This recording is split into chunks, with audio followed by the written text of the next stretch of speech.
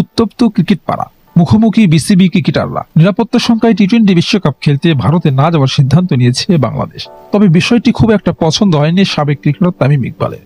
হঠাৎ উত্তপ্ত হয়ে উঠেছে বাংলাদেশের ক্রিকেট পাড়া, মুখোমুখি অবস্থান বাংলাদেশ ক্রিকেট বোর্ড ও ক্রিকেটাররা।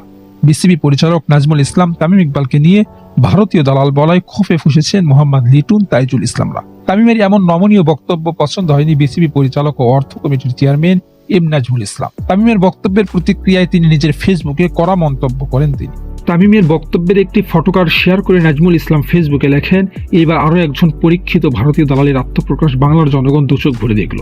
তার এমন বক্তব্য নিয়ে তামিম ফেরতি মন্তব্য না করলেও তার সতীর্থদের অনেকেই সামাজিক যোগাযোগ মাধ্যমে সবর হয়েছে। শুক্রবার জুমার নামাজের পর এক যোগে প্রতিবাদী পোস্ট করেন তাইজুল ইসলাম, মুমিনুল হকরা।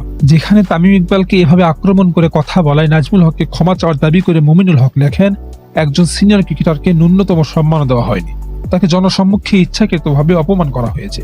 এত বড় দায়িত্বে বসে কোথায় কিভাবে কথা বলতে হয় তার বেসিক শিষ্টাচার এ ধরনের মন্তব্যে দেখা যায়নি।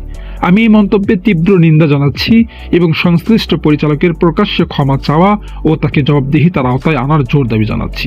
বিসিবিকে দ্রুত ও কঠোর পদক্ষেপ নেওয়ার জন্য আহ্বান জানাচ্ছি, যোগ করেন মুমিনুল হক। অন্যদিকে ক্রিকেটারদের সংগঠন ক্লাবও এই দিকে বিবৃতি দিয়েছে। সেখানে বলা হয়, সাবেক জাতীয় অধিনায়ক তামিম ইকবালকে নিয়ে বিসিবি পরিচালক এম নাজমুল ইসলামের একটি মন্তব্য ক্লাবের নজরে এসেছে। আমরা এতে স্তব্ধ, বিস্মিত ও ক্ষুব্ধ।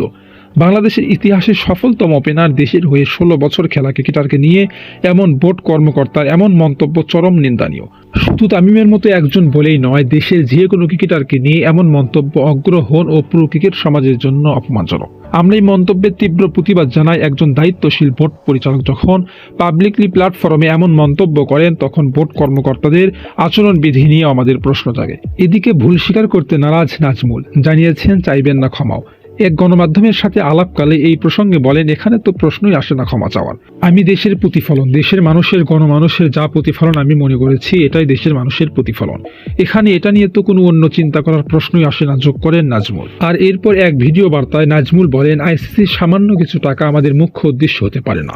এই আলোচনায় যারা যাবে তারা বাংলাদেশের পারজার্ভ সাফ করে না। এছাড়া তিনি স্মরণ করিয়ে দেন, টাকা নয় বরং নিরাপত্তার জন্যই বাংলাদেশ দল ভারতে খেলতে যাচ্ছে না। মুজাহিদুল ইসলাম,